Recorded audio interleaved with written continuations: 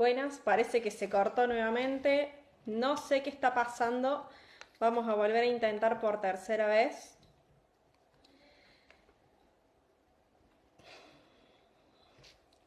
No sabemos qué pasa, perdón.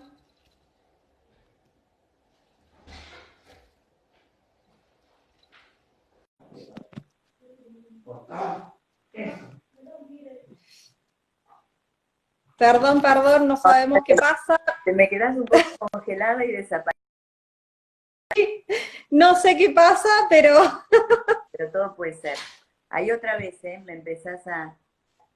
Te me cortás de vuelta, Yani. sí, Te me estás cortando. A ver, me decías, desde el inicio al fin, ¿qué quieres que conversemos? sí, ¿El seguimiento en el embarazo? sí. Vos recién comentabas esto de que a veces la heparina se indica desde el inicio del positivo en adelante. La aspirina desde el inicio, desde 2 meses antes Un mes de la antes, concepción, sí. o un mes antes de la concepción, mínimo, claro. Preguntan algunas chicas si puede ser que se le dé heparina antes del positivo, en la búsqueda. Bueno, es lo que yo te decía, esa línea terapéutica, la primera vez que se empleó fue en el año 94, un médico francés llamado Gris, un hematólogo que fue el pionero en estudiar la fibrinolisis, al cual yo seguí, y cuando empecé a trabajar en el 95 en fertilización in vitro, con el equipo del doctor Pasqualini, empezamos a usar heparina preconcepcional en los tratamientos de fertilidad, eh, básicamente en las que estaban asociados con abortos preclínicos. Y también generamos un esquema preconcepcional en las mujeres que se embarazan naturalmente, pero que tienen abortos muy tempranitos, que llamamos preclínicos, o sea, que ocurren antes de la sexta semana y en donde a veces uno con la heparina no llegaba a tiempo. Si la mujer es fértil, una posibilidad que no todos estamos de acuerdo, pero yo la utilizo, es comenzar la heparina desde la ovulación del ciclo de búsqueda, obviamente siempre seguida por su ginecólogo, porque no podemos estar un año con heparina. Entonces decimos, No. vamos a buscar 3 meses con seguimiento por relaciones sexuales programadas o de alguna manera si se hace inseminación o por supuesto in vitro. En lo que es el síndrome antifosfolipídico, el hecho de la aspirina antes o en aquella que usaba una oral, no está preparada. Entonces, acá tampoco es blanco-negro. Va a haber situaciones puntuales en los médicos y muchos médicos usan la heparina desde la ovulación en casos puntuales y con movimiento. Sí, estoy de acuerdo. Se puede usar. Lo clásico Perfecto. es con el test positivo. Perfecto, perfecto. Genial, desde la concepción, bueno, y ahora vamos con el positivo. Genial. Una vez que tenemos el tratamiento en marcha, ¿sí? Sí, ¿Cómo avanzamos con los controles correctos que está funcionando? correcto. Bueno, los controles, acá es un equipo tratante. La obstetra en el embarazo como médico de cabecera, el hematólogo, a veces un reumatólogo, porque si hay un síndrome antifosfolipídico asociado a una enfermedad reumática como el lupus o la artritis, el reumatólogo, los ecografistas, el especialista en medicina fetal desde ecografía, que es fundamental, y el laboratorio cuando lo necesitamos.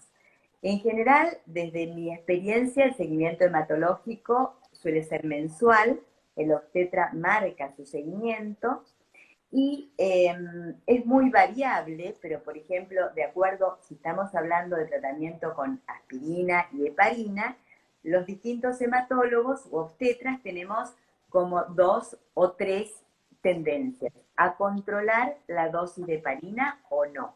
Están los que usan dosis fija preventiva independientemente del peso de la paciente, por ejemplo, enoxaparina 40 fijo.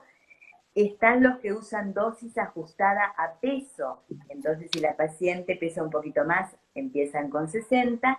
Estamos los que usamos dosis ajustada a peso y hacemos seguimiento con heparinemia mensual, que es para ver la actividad del factor anti-10 activado, y en algunos países, como mis amigos de Uruguay,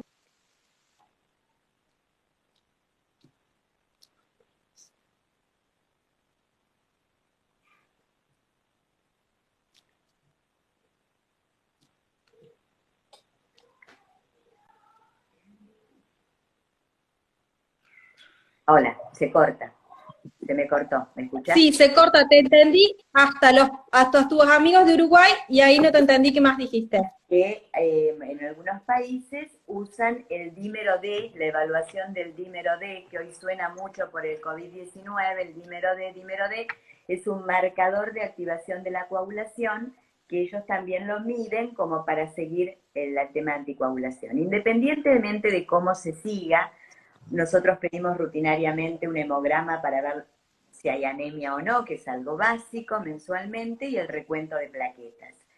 Y por supuesto, los hematólogos que hacemos reproducción, nos gusta ver las ecografías, porque es fundamental la ecografía del primer trimestre, obviamente alrededor de la semana 6-7, la pide el obstetra. Si es una paciente de alto riesgo, se suele pedir una entre la 8 y la 9, para pasar después a lo que es el screening del primer trimestre, que es la translucencia nucal o NT+, que nos sirve mucho a los hematólogos porque el NT Plus da dos tipos de información. Por un lado, la información del riesgo genético, de probabilidad de riesgo genético. Pero también cuando se agrega el Doppler de las arterias uterinas y se miden las hormonas placentarias en sangre, que son PAPA y FRI-beta, y se carga eso en un software que está estandarizado por un grupo de Inglaterra, el doctor Nicolaides, que fue el que lo creó, nos da también un parámetro de riesgo riesgo placentario, de que la placenta funcione mal en el último trimestre. O sea, nos puede informar si el riesgo de preeclampsia o de bebé de bajo peso es alto o no. Y hoy, si da alto y la paciente no está con aspirina, la indicación es darle aspirina. Si está con aspirina, la indicación es subir la dosis, porque la dosis de aspirina que usamos normalmente es 100 miligramos, la aspirina chiquita. Pero si ese riesgo da alto, se sube a 150, porque los últimos trabajos han demostrado mejores resultados con 150. Ya hace 3-4 años, un poquito más que se usa 150. Perfecto. Este dato es importante. Y después, a partir de la semana 20-22, el screening de la ecografía del scan fetal o morfológica con Doppler, y a partir de ahí, mensualmente, ecografías con Doppler, porque eso también a los hematólogos, a algunos no a todos, pero nos puede orientar sobre si hay necesidad de subir la dosis, obviamente si la mamá tiene que hacer reposo. Es un seguimiento que a veces se acortan. Hay personas, mujeres, que tienen que hacer los Doppler cada 15 días o semanalmente. ¿Sí? Justo ahí preguntaron eso. Claro. Justo preguntaban la frecuencia de los Doppler. En realidad, el dueño de los Doppler es el obstetra. Normalmente es el obstetra quien los pide y nosotros nos vamos adecuando cuando por ahí el obstetra lo conversamos y nosotros del lado hematológico pensamos que un Doppler más nos ayuda con el tema del manejo, lo conversamos siempre con el obstetra. Esto se maneja en equipo. Claro. Qué importante esto que mencionas vos, de trabajar en un equipo interdisciplinario, ¿no? Entre el obstetra, el hematólogo, algún que otro médico, no sé, reumatólogo, diabetólogo o endocrinólogo, no sé, cualquier otra patología que la mujer tenga de base, y el especialista en diagnóstico por imágenes, ¿no? Es clave porque... Y sí, en cada especialidad que se dedica en embarazo, y lo otro, para el bienestar de la paciente, es tratar de mínimamente que el obstetra y el hematólogo tengan como un criterio más o menos en concordancia, porque sabemos que hay diferencias en esta especialidad, y lo peor que le puede pasar al paciente es que el obstetra diga no y el hematólogo diga sí o sí no, y eso tenemos que tratarlo con mucha delicadeza, porque el paciente se siente muy mal cuando va a uno y le dice algo y a otro yo digo que se siente como cacheteado, ¿no? Pero también lo Sí, mencionaba el otro día, pasa en todas las especialidades médicas, o va un sí, hematólogo, le dice blanco, le dice negro, entonces en eso no es que el médico se equivoca, ni el que dice blanco ni el que dice negro, puede ocurrir, pero digamos, son diferencias de criterio. Entonces, lo que hoy hablábamos también en un minuto que hablamos es que la libertad del paciente dentro de sus posibilidades es elegir el equipo tratante. Entonces, a veces uno se siente medio población cautivo según la cobertura y demás, pero hoy hay mucha oferta de médicos, de especialistas, entonces va a encontrar a alguien, hay un médico para cada paciente y un paciente para cada médico, eso es así, ni hablar.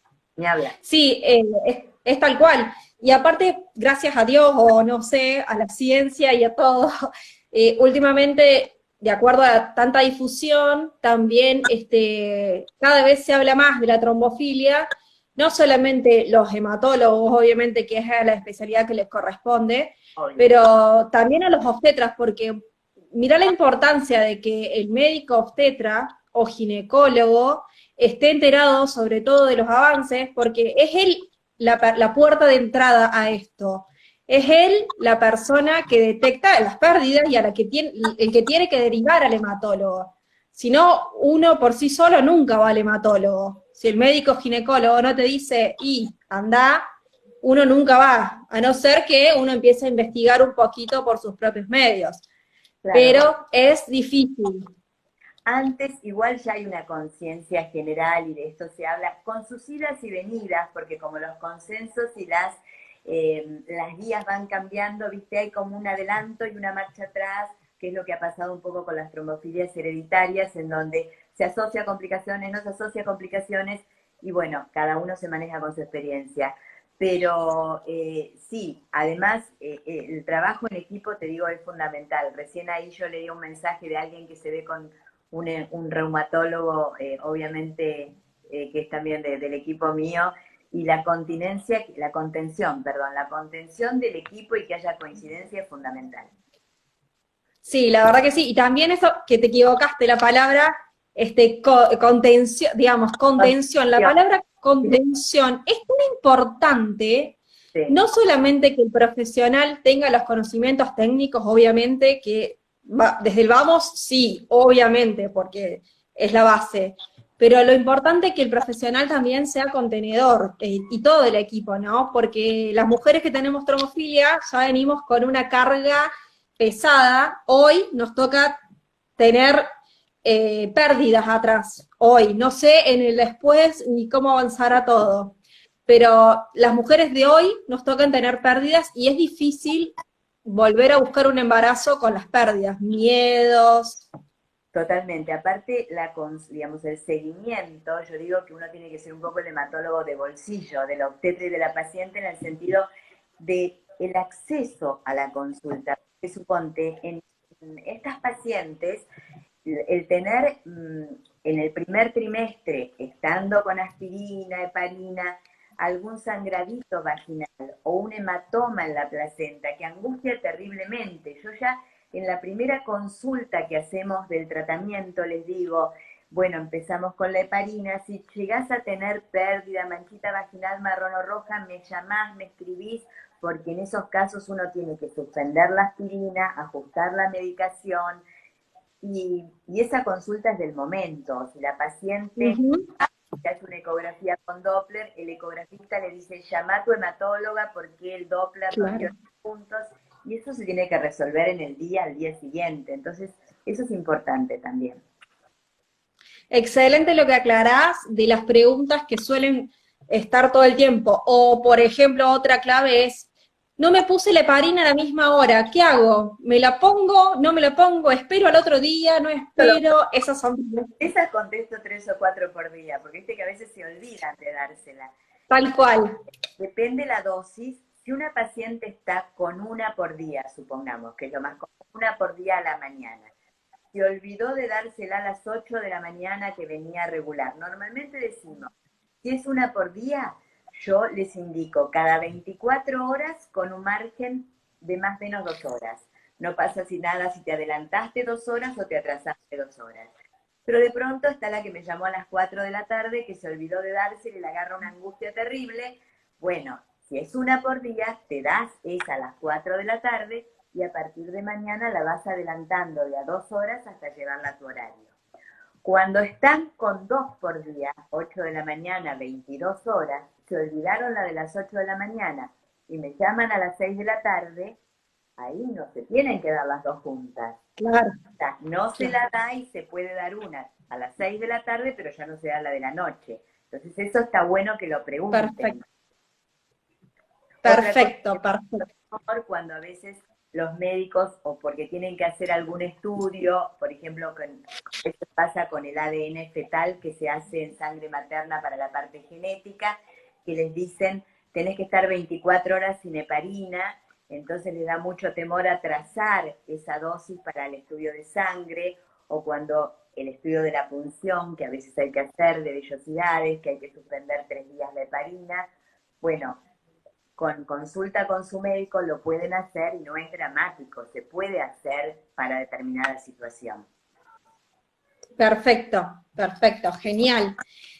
Nos llegó una pregunta que decía que si los análisis les habían dado negativo de trombofilia, no te sé puntualizar qué análisis habrían sido los que le pidieron, pero bueno, supongamos que son todos, pero tuvo síndrome de HELLP y también tuvo, además del síndrome de HELLP, a causa un nacimiento con bebé prematuro. Correcto. En ese caso, en donde el análisis dio negativo, o sea, todos los análisis de trombofilia son negativos, pero con ese antecedente clínico, con esa manifestación clínica de esa paciente, ¿vos considerás que esa paciente en un próximo embarazo debería ser tratada como trombofilia, con heparinas y aspirina, o no? Mira, yo priorizo el antecedente clínico por sobre el laboratorio y cualquier antecedente de fuerza. El síndrome HELLP es una patología obstétrica de las más severas que pone en riesgo la vida del bebé y la vida de la mamá. Entonces, frente a esto y que hay mucha asociación con un tema de mala irrigación e hipoflujo, quizá hoy no le podemos poner el nombre de la trombofilia, pero bueno, en el año 95 se estudiaban 3 y hoy se estudian un montón, entonces va a haber cosas que se siguen descubriendo. Claro.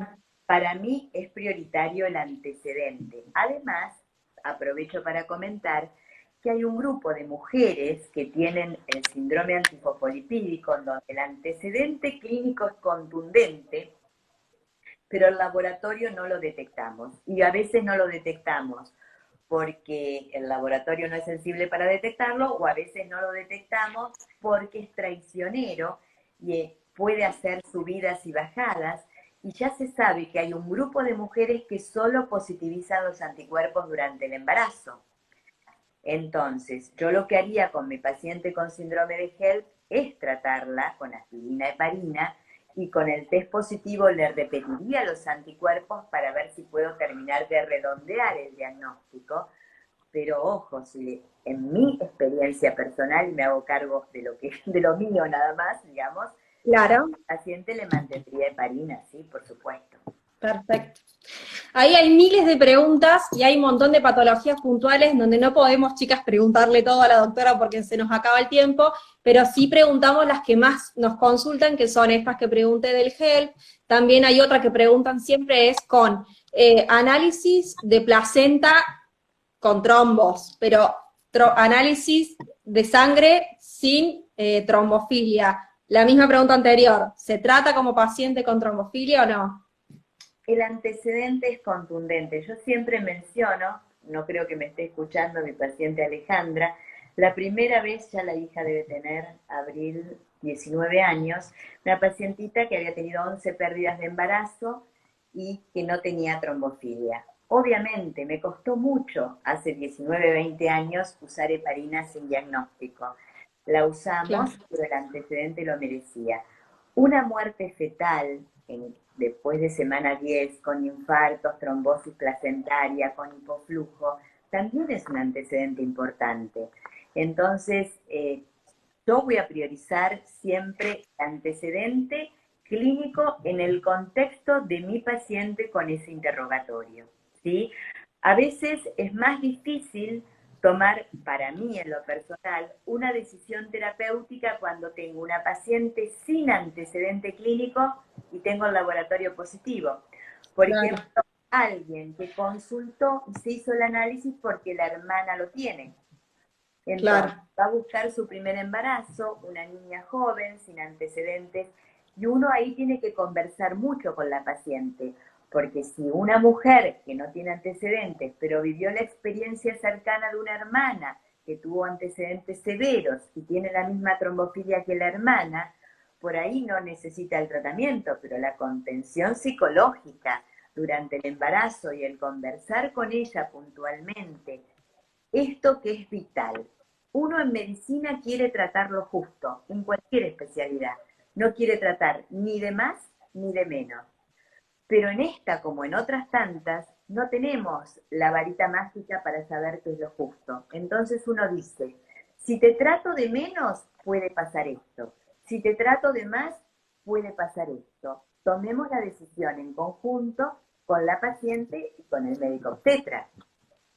Qué genial lo que dijiste. Ojalá todos fueran igual. Esto que decís, lo conversamos con la paciente. Si bien la paciente no es la definitoria de su caso, porque tiene atrás un médico que la trata y es el que conoce la parte técnica, qué importante esto de vos de compartir este conocimiento y de consensuar el tratamiento entre las dos partes, porque la otra parte recibe, vos das, pero la otra parte recibe.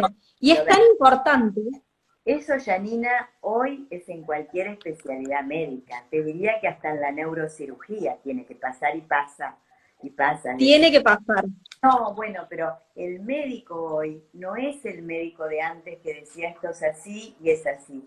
El médico de hoy tiene una mentalidad más abierta y tiene que conversar con el paciente y las decisiones hoy es más responsabilidad para el paciente, ojo, ¿eh? Y lo digo desde el lado Sí, paciente, que me toca estar enfrente a mis médicos, porque también me toca ser paciente, y ahí uno, no actuando como médica, actuando como paciente, uno tiene que poner su participación, porque eh, no, no, la medicina siempre tiene su margen de error, en cualquier especialidad la tiene.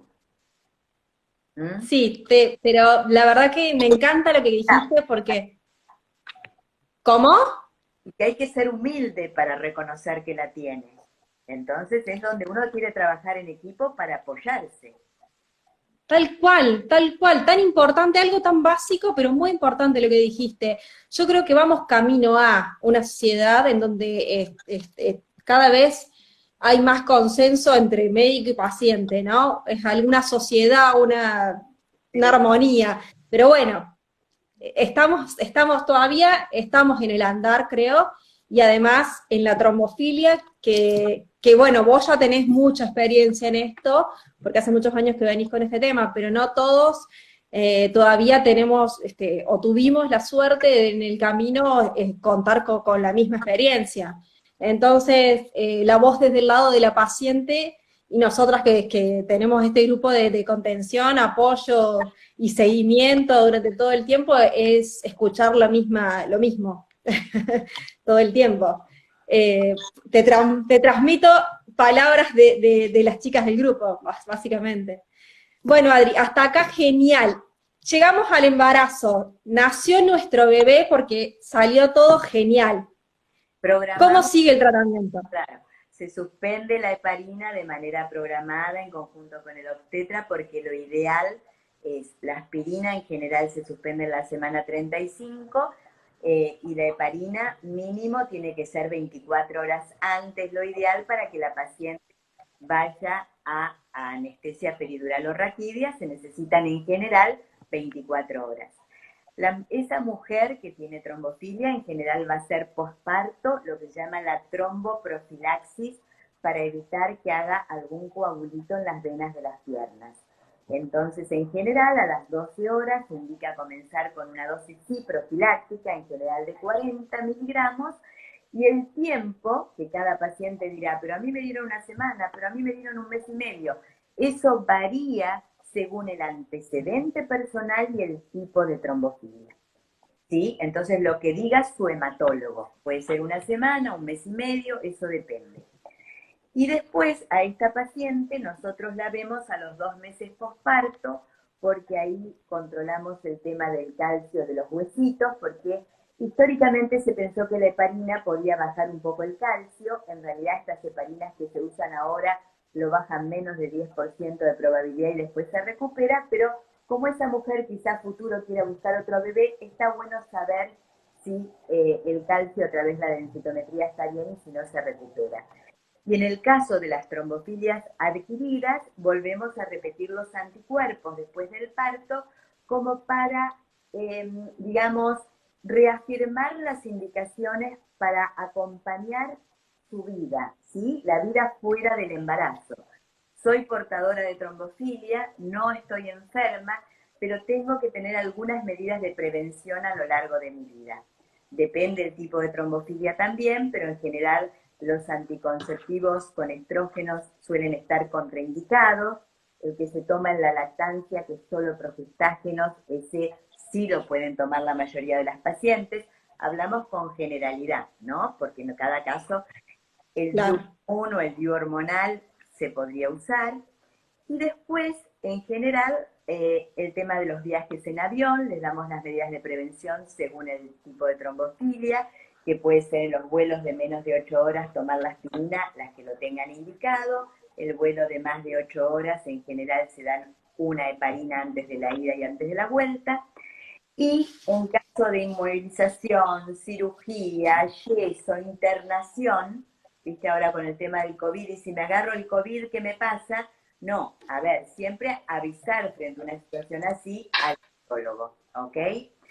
Y las mujeres que tienen trombofilia adquirida SAF, las controlamos una vez por año, como para ver si se sostienen esos anticuerpos y mirar la otra familia de anticuerpos clínicos, como el PAN, el anti-DNA, que a veces pueden hablarnos de alguna desorden clínico reumático, estar atentos. Entonces a esas pacientes las miramos una vez por año.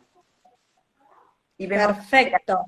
paso es la excusa para ver crecer a los niños, ¿no? Y bueno, lo tenemos en 15, que es un placer. Y sí, más vale, porque o sea, logramos ser mamás con eso y para nosotros es lo mejor. Para el médico es muy satisfactorio, realmente Y es sí, claro, más vale, seguro. toma. Preguntaban ahí si las chicas también, si se quedan con alguna medicación de por vida o Depende, aspirineta. depende, eso es muy personal, porque la aspirina en general está indicado en casos de anticuerpos antifosfolipídicos, pero no para todo el mundo. Hay trabajos que dicen, bueno, y así por lo menos lo hago yo, si la paciente es migrañosa o tiene otros factores de riesgo, hipertensión, colesterol alto, o los niveles de los anticuerpos son muy altos, o tiene algo que se llama la triple positividad de anticuerpos, que tienen uno de cada tipo, un lúpico, el anticardio, el antibeta, eso es la triple positividad, que eso se asocia con más riesgo de trombosis en esas pacientes. Si pueden tomar aspirina, se les da aspirina. Las Perfecto, que toman perfecto. aspirina siempre tienen que tener en cuenta que como es un antiagregante, ante una situación quirúrgica, una extracción molar, ascisión lunar, tienen que avisar porque lo ideal es suspender la aspirina 7 días antes de cualquier intervención. Genial. ¿Y hay alguna contraindicación? ¿Las mujeres que tienen trombofilia tienen alguna indicación, contraindicación de alguna medicación de por vida? ¿Algo que tengan que tener en cuenta más que otras? También siempre hablando en términos generales, los, Sí, los estrógenos, ¿sí? En la mayoría de las trombofilias estaría contraindicado. Y la primera pregunta que yo hago en el consultorio o en la videollamada, porque ahora estamos haciendo todo online, es si son migrañosas, si tienen dolores de cabeza, porque hace muchos años estudiamos y publicamos que la migraña, las cefaleas intensas, sobre todo migraña con aura, lo veíamos muy frecuentemente en mujeres con abortos y problemas de fertilidad y pensábamos que la trombofilia podía ser el nexo. Y frente a la respuesta del sí, con 40% de mis pacientes tienen migraña, la pregunta siguiente es si toman ergotamina. No voy a decir nombres comerciales porque esto va a quedar grabado, Sí, pero sabes que son genial. los antimigrañosos típicos, ¿sí? Que a veces se toman y la migrañosa sale con la ergotamina en la cartera, porque si no, no sale a la calle. Es muy, muy, Sí, ¿no? Tiene un efecto vasoconstrictor que no es bueno a nivel cerebral. Entonces es riesgoso en alguien que tiene trombofilia y migraña tomar ergotamina porque en general hay un uso así como muy continuado. Yo prefiero que no la tomen. genial. Ahí también preguntaban en mujeres que tienen trombofilia hereditaria, sobre todo, porque bueno, adquirida también, pero hereditaria. A sus hijas, ¿qué recomendás? ¿A qué edad recomendás que se hagan el análisis para saber si tienen o no tienen trombofilia, debido a que uno, si ya tiene trombofilia, podría llegar a heredárselas? Bueno, en general, si van a tener trombofilia las hijas asintomáticas, sí o sí antes de que tomen anticonceptivos orales sus niñas, ¿sí? O antes del Genial. embarazo, si no es que van a tomar. Después, la trombofilia hereditaria la pueden chequear en cualquier momento, porque si el pediatra les pide el análisis y quieren saber, no porque les vaya a tener una actitud, digamos, de cambio de actitud en un chico, porque a veces me dicen, uy, mi hijo tiene factor 5 Leiden, viajamos a Europa. No, el nene va a estar moviéndose, al nene no hay que darle nada, por más que tenga Claro. trombofilia hereditaria para el viaje en el avión. Pero de todas maneras, se puede estudiar en cualquier momento la hereditaria. Cuando el pediatra, yo siempre les mando anotado, porque a los chicos se les saca poco sangre, entonces hace coincidir cuando el doctor le pide, le estudias la trombofilia hereditaria y ya lo sabés. Y manifestárselo, transmitírselo al niño o al adolescente como algo natural, no creándole un concepto de enfermedad ni rotulándolo, soy trombofílico, porque eso no estaría bien, pero sí para un concepto futuro para la toma de anticonceptivos. Y lo otro, las trombofilias adquiridas, cuando la mamá tiene SAF y puede haber una predisposición familiar, no es que la niña va a nacer con SAF, van a nacer con SAF, no, van a nacer con el anticuerpo, perdón, porque SAF es cuando está la clínica.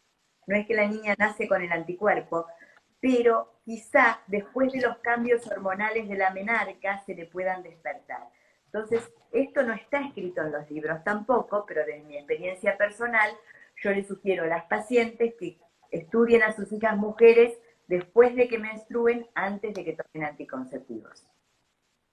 Una genia, genial, genial, espectacular lo que aclaraste, sobre todo esto que no está en los libros, pero que se ha dado, eh, está en tu experiencia. No, es genial, es que los libros se van escribiendo de acuerdo a las experiencias, siempre hay una primera, segunda, tercera vez y después se escriben en los libros. También a veces me preguntan en los varones, y en los varones, y bueno, no es tan común la trombofilia adquirida. Sí he tenido casos, siempre les digo, le estudiaría a un varón si un niño es migrañoso. ¿Viste los niños que vienen con dolor de cabeza del colegio y los llevan al oftalmólogo y el dolor de cabeza y el dolor de cabeza? O antecedentes de convulsiones, epilepsia. Son las dos circunstancias en las cuales hemos estudiado a los niños y hemos encontrado casos de que tenían trombofilia, como para con el neurólogo también manejarlo, que es importante. Genial, espectacular, buenísimo. Bueno, Adri, ¿alguna recomendación general o algo que quieras hacer respecto a la trombofilia y el embarazo desde tu experiencia, aparte de todo lo que ya nos regalaste? No, transmitirles eso, que a ver, por ahí es un concepto amplio, una mirada amplia que quisiera transmitir, que siempre lo digo y desde hace muchos años lo vuelvo a decir. Eh, Hay que tratar de ver el todo y no es trombofilia sí, allá arriba es la causa de todos los males, trombofilia no, no es eso. Hoy le estamos echando la culpa a las pobres trombofilias, unas más, otras menos, como un marcador que supimos encontrar que nos está hablando de un mecanismo que está produciendo, en medicina llamamos fisiopatogénico, un mecanismo que está alterando la irrigación, la preparación del endometrio, la placenta y complicando el embarazo. Y vos sabés que, también lo digo siempre, es como que casi nos enfermamos de lo mismo, que el mecanismo de la enfermedad termina siendo medio el mismo. Según afecte el corazón es el infarto, según afecte la placenta es la complicación de embarazo, y una palabra que hoy estamos usando mucho, y yo ya en fertilidad y en complicaciones de embarazo la uso hace muchos años, es hablar de lo tromboinflamatorio. Tromboinflamatorio. La tendencia a coagular más junto con la inflamación en los pequeños vasitos sanguíneos, cuando eso está activado, es un círculo vicioso que cuando está localizado a nivel del endometrio y de la placenta, nos complica el embarazo. Entonces, actuamos con medicaciones hace muchos años sin saber exactamente qué hacían. Así empezamos con la heparina. Y después fuimos descubriendo que tenía un efecto anticoagulante e inmunorregulador. Entonces, todavía no está dicha la última palabra. Hay mucho por decir. Lo importante es que nuestras pacientes tienen un periodo de fertilidad hoy. Y entonces las tenemos que acompañar hoy. Y hace 20 años era hace 20 años. Y quizá las verdades de hoy no sean las verdades de dentro de 20 años. Y humildemente Seguro que no. las apoyamos. Es un poco lo que hacemos. ¿Mm? Genial, genial. Qué bueno todo lo que dijiste realmente desde nosotros, desde nuestro lugar.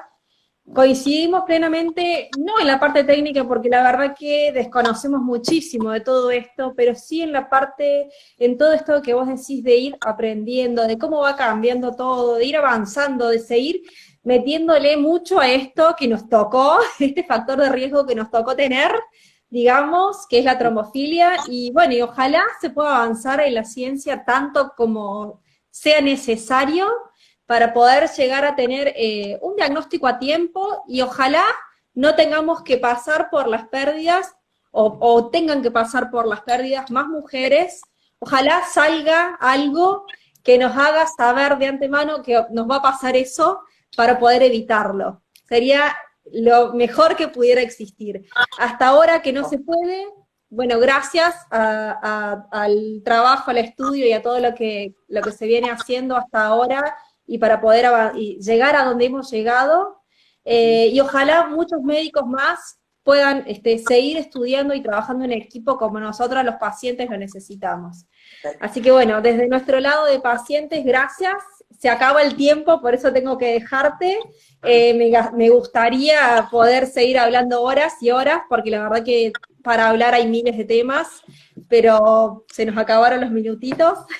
Así que... Leo unos mensajes hermosos, les mando besos, besos. Mira, las conozco, creo que a muchas de las que están por ahí. Así que gracias, Yani, a vos por la invitación, ¿eh?